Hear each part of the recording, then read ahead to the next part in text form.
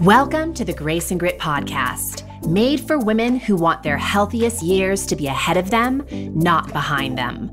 Join your host, Courtney Townley, right now as she breaks down the fairy tale health story you have been chasing all of your life into sensible action steps and lasting change.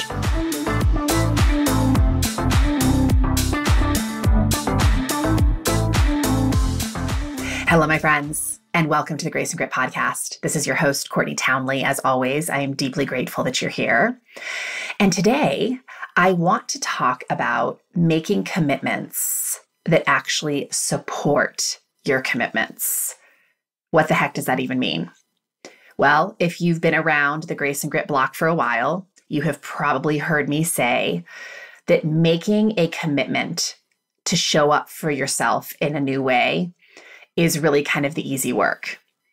It's the recommitting day after day over the long haul where we really start to rumble. And think about this. When you initially make a commitment to up-level your life, often that feels very exciting. We feel very motivated. It is very new.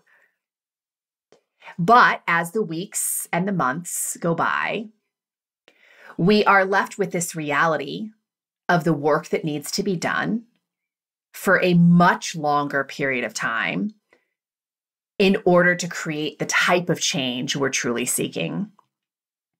So as novelty starts to fade, often what happens is our commitment level also starts to fade because the commitment starts to feel hard. And a really big reason why commitment starts to feel hard is because we are self-inducing a lot of unnecessary struggle, which is really great news. It's really great to recognize that we are the thing that is creating the hardness in the commitment. Because it means that you have an awful lot of control over the amount of difficulty that you face with any commitment that you make. So you will have control if you are willing to make commitments to how you show up for your commitments. Think of it as like a code of conduct or a pledge. I often think of going to like a public pool or going to the gym, and we inevitably always see those signs hanging about that tell us what the code of conduct is to keep that space safe for everybody there and respectful for everybody there. And I think that we need to be making those kinds of pledges and commitments to ourselves when we're embarking on behavior change. And this is actually a practice that I have long taught my students to ensure that they stay the course to wherever they're heading, whatever they aspire to create in their life, with more ease and, of course, more consistency. So in this episode today, I want to break down for you this concept of making commitments that support your commitment and share some of the commitments that I've actually encouraged my own community members to make in dedication to their own process. So like I said earlier, saying that you will do something is easy. It's just words. But actually doing what you said you would do on a regular basis is something else entirely. And the truth of the matter is, it isn't just what you do. It's how you show up to do it. So you can show up to eat healthier meals, but you can do it begrudgingly and sort of angrily and not enjoying it at all. And the thing to remember about that is that the energy that you use to achieve any goal or to create any kind of behavior change is the same energy that you are going to use to sustain that. Let that sink in. I'm going to repeat it again because this is really important for all of us to wrap our head around.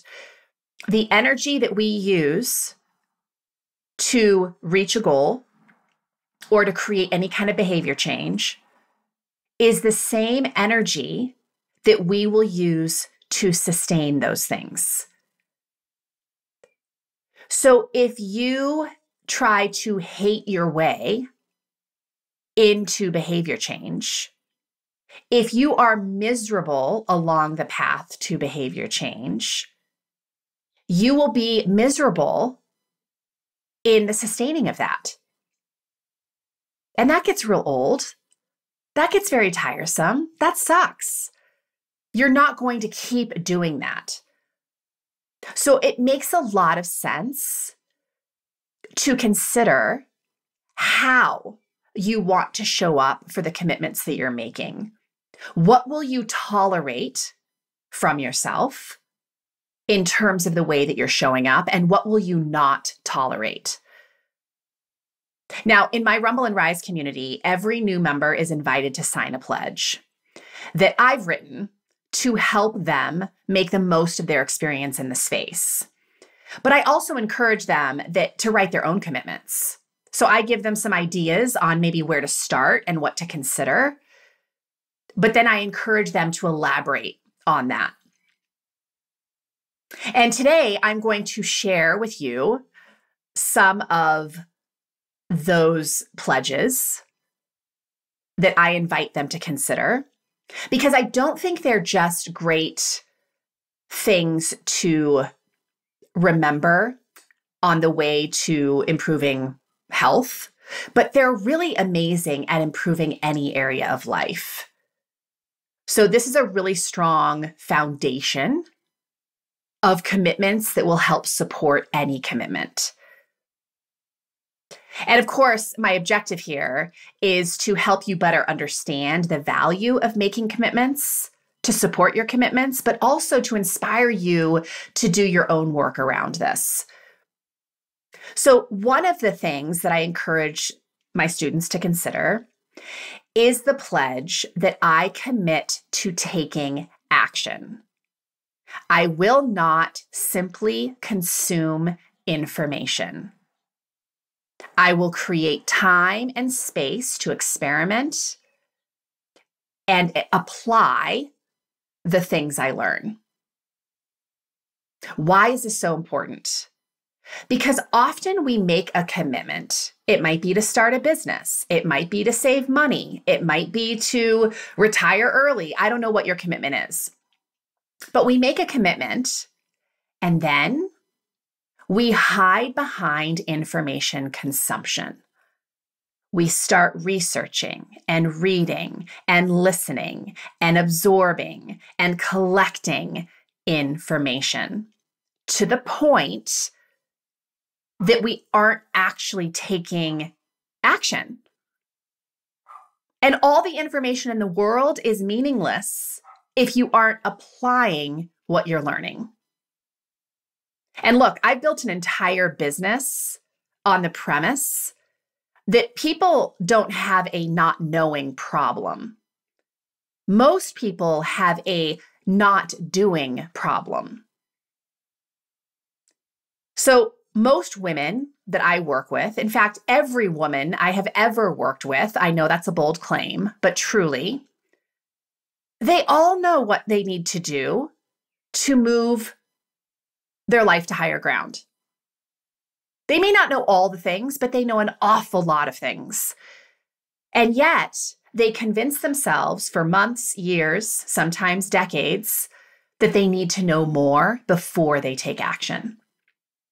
And ultimately, what this does is we basically become information hoarders. So we all know that, there are people who have definitely mental health challenges who hoard stuff, right? They collect clutter to the point of it actually really wreaking havoc on their health. And we do the same thing with information. The funny thing is here, you can't see it. So I can see the clutter in someone's home. I cannot see the clutter in someone's brain. But you know it's there. You live inside your brain. You know the amount of clutter that is consuming your brain. So all this to say that consuming information doesn't change your life. Action does. You can go get a new gym membership and never go. It will be useless to you to even get the membership. You can read all the latest and greatest books about health and wellness or about living your best life. But if you apply nothing, nothing changes. So the invitation here is to commit to taking action. It doesn't have to be huge action, but we do have to be willing to get in the arena with action. So on the note of the size of action we commit to, another commitment I encourage my students to make is I commit to staying in my state of whelm. Now, state of whelm is a phrase that was coined by Susan David. I've mentioned Susan David many, many times on this show. She wrote the book Emotional Agility, which I highly recommend everybody read. But the concept of your state of whelm is basically this. It's very simple. When you are underwhelmed, when you are not challenging your life in any way, you stagnate, you plateau. It doesn't feel good. It is not a nutrient for our human spirit or human body or human health to underwhelm ourselves, to live life so small that we never feel challenged. That's not a healthy place to be. It's also not a healthy place to be to overcommit. And this is where I see a lot of the women I work with headed. They are trying to take action that is so big, and they're trying to apply all the things they know at once that they literally freak out their brain. And a freaked out brain will always say, this is a no-go zone. This is dangerous. My life is at threat. We're not doing this. So what do you hear in that? I hope you hear it is absolutely all or nothing thinking, right? And all or nothing thinking is always going to get you nothing because, again, it freaks your brain out. So we don't want to be overwhelmed. We don't want to be underwhelmed. We want to find that happy middle ground, which is really, again, what Susan David calls your state of whelm. It is saying that I will take small action rather than no action. It is the understanding that success is built on the back of compounding. It's not about doing everything today. It's about doing just a little bit better today and a little bit better the next day. Just slowly and methodically dialing up the level of discipline. Not cranking the dial all the way up from the outset, but slowly turning it up as you create progress for yourself. And I will tell you that a large majority of my coaching with my clients is around this concept of helping them to stay in a state of whelm so they can stay true and faithful to their commitments. Another commitment I encourage students to make in dedication to their larger commitments is I commit to staying solution-oriented rather than problem-focused. An awful lot of us are in the habit of looking for evidence for why we can't do something rather than why we can. And whatever evidence you're looking for, of course, you're going to find. So I commit to staying solution-oriented rather than problem-focused is really saying to yourself that I am committing to cultivating a mindset that is useful to producing the results that I want to create. And when you look for evidence for why you can't do something, you are not creating a mindset that is useful to the outcomes you want to create. So I'll give you some examples here. Problem-oriented sounds an awful lot like, I can't work out today because I have to take my dog to the vet. And you may not have said that exact sentence, but I'm sure you have said something similar. I can't work out today. I can't eat the healthy meal today. I can't, whatever the promise or commitment was that you made to yourself. I can't do that thing today because fill in the blank. That is problem focused. There is a problem, therefore I can't do anything. Versus solution oriented sounds like, I wonder how I might be able to take my dog to the vet today and still make time to get a workout in. Now, might that workout need to look different? Might you need to apply some structured flexibility to your normal workout? And remember, structured flexibility is just that, again, you're not in the all or nothing thinking. I may not be able to do the hour-long workout today, but I can get 20 minutes in. And it may not even be at the gym that I normally go to. It might just be in my backyard. So how can you make this happen versus I can't make this happen? Another example is, this is too hard, right? We're just saying it like it's a fact. This is just too hard. It can't be done. And if you look in that direction, you look for that evidence, you will find lots of reasons that can validate why this is too hard for you to do. Where being solution-oriented sounds like, it might be possible that I can make this less hard. How might I make this easier? What might I be willing to experiment with? So really, this is a commitment to staying curious rather than judgmental of the challenges that you will face with your bigger commitments, right? It's saying that I will figure it out. I will learn along the path to change. I will not take the challenges as reasons to quit or beat myself up or rationalize all the ways in which this just can't happen for me. Another commitment I encourage my students to make to their bigger commitments is that they commit to allowing themselves to feel all the emotions that are going to show up along the path to change and take responsibility for the ways in which they are contributing to unnecessary suffering. Look, I'm not telling you anything you don't know. Change on any level is going to present you with a ton of opportunity to feel frustrated and disappointed and riddled at times with self-doubt.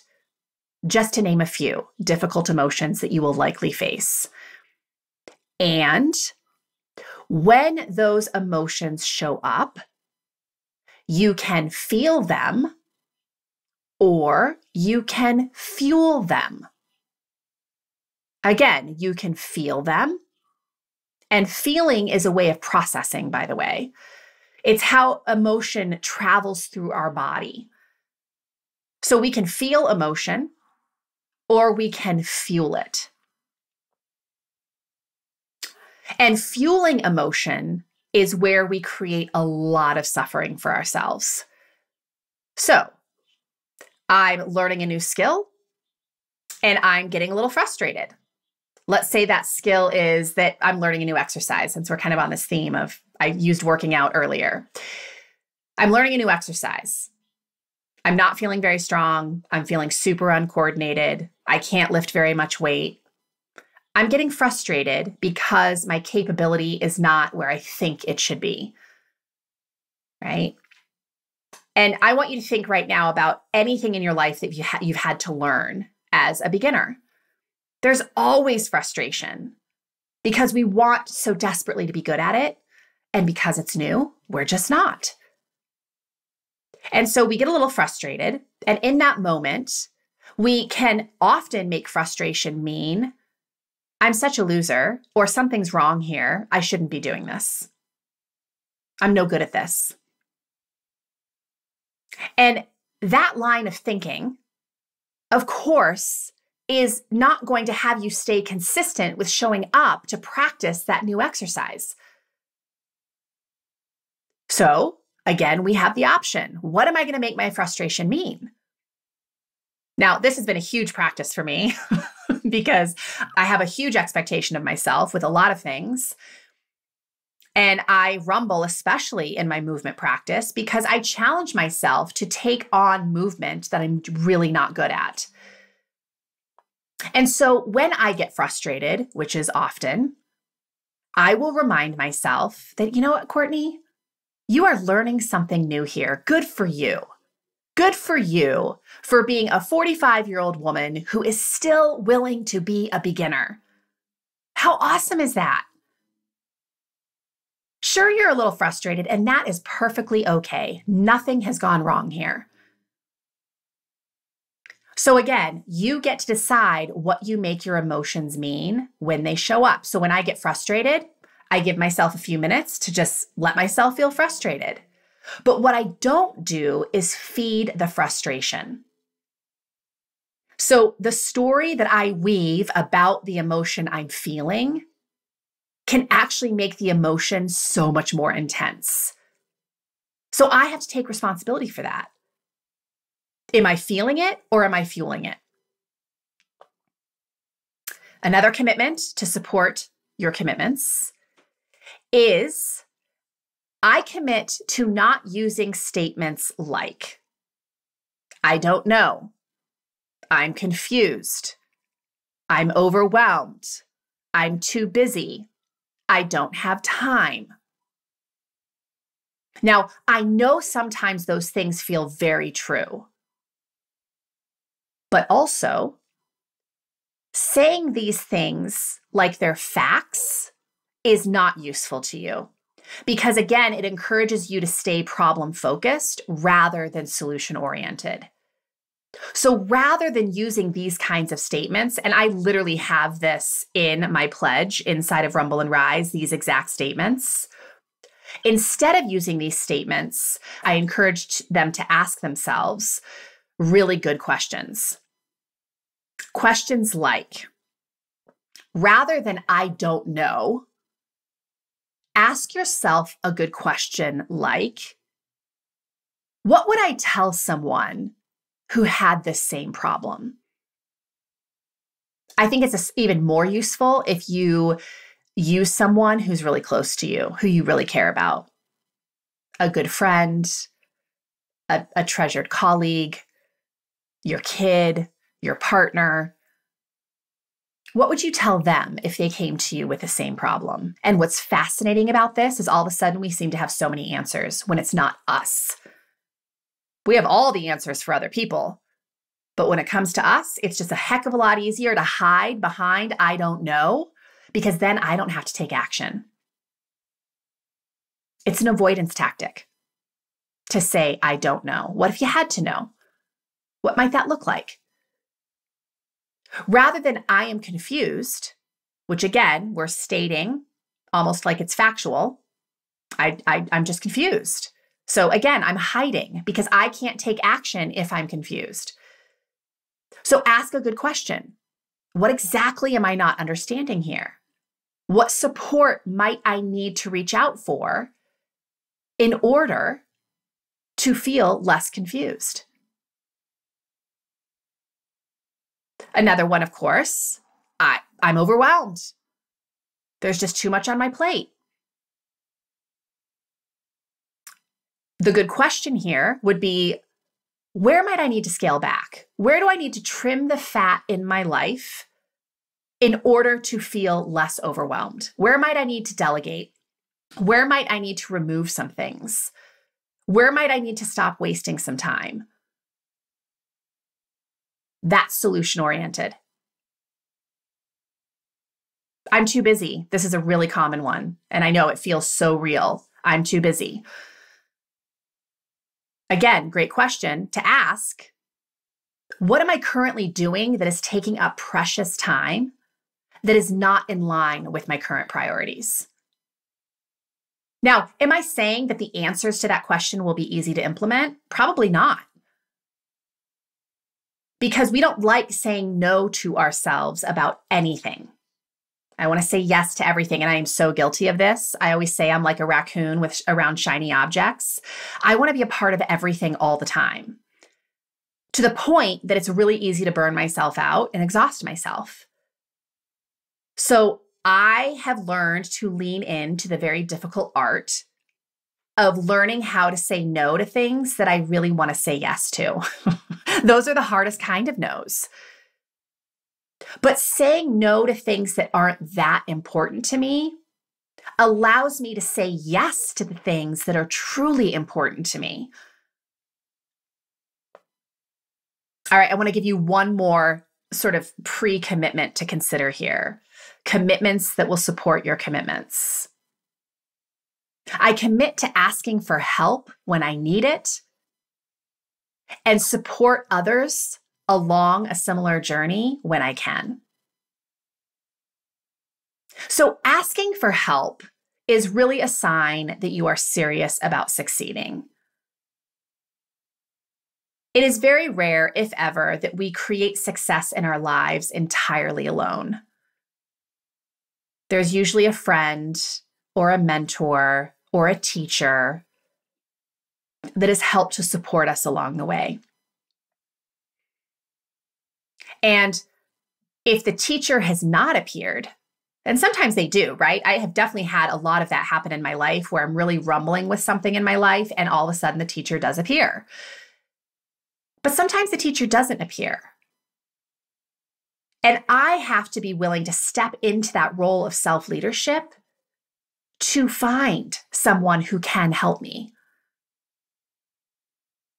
And if I'm really committed to something, and I think specifically of some of the big commitments I've made in my life to my movement practice, to improving my finances, to building a business, I have sought out teachers and mentors and coaches for all of those realms of my life.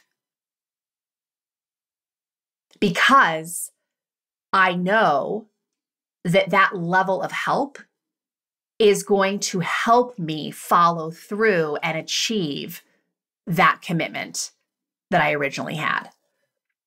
I also think that helping others who are kind of on a similar path as you, when you can, is a great way to reinforce the things you're learning on your own journey. So you don't have to be a teacher or a coach or a master of anything to help people. You simply need to know a little bit, and you just need to be maybe a couple steps ahead of where they are.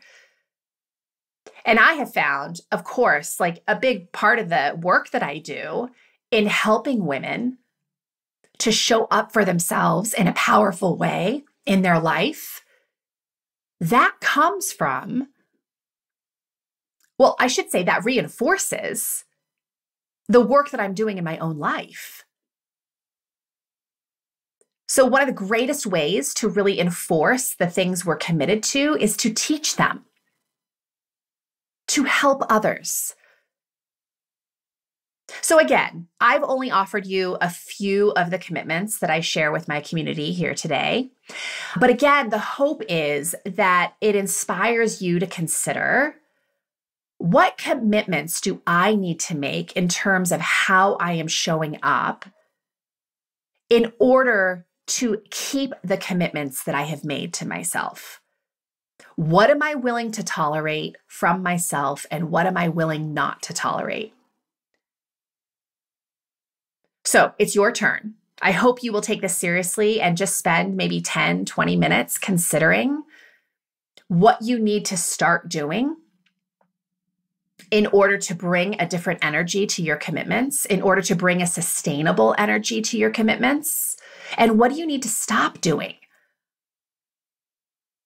And of course, if you need help with this, this is what Rumble and Rise is all about. right? Rumble and Rise is my private community where I encourage women to make a commitment to up-leveling their life in some way every 30 days. And then we get to the real work of managing ourselves, managing our mindset, managing our emotions, managing our strategies to be able to follow through with those commitments. So if that sounds like something that would be appealing to you, that would be helpful to you, the doors are always open, and I would love to see you in there. You can check out all the details at graceandgrit.com/ready to rumble. Once again, thank you so much for being here today. I hope you have a fantastic week, and I'll see you again very soon. Take care.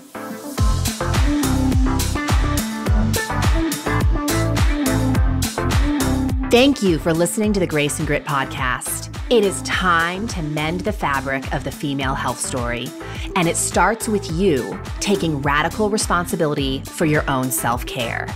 You are worth the effort, and with a little grace and grit, anything is possible.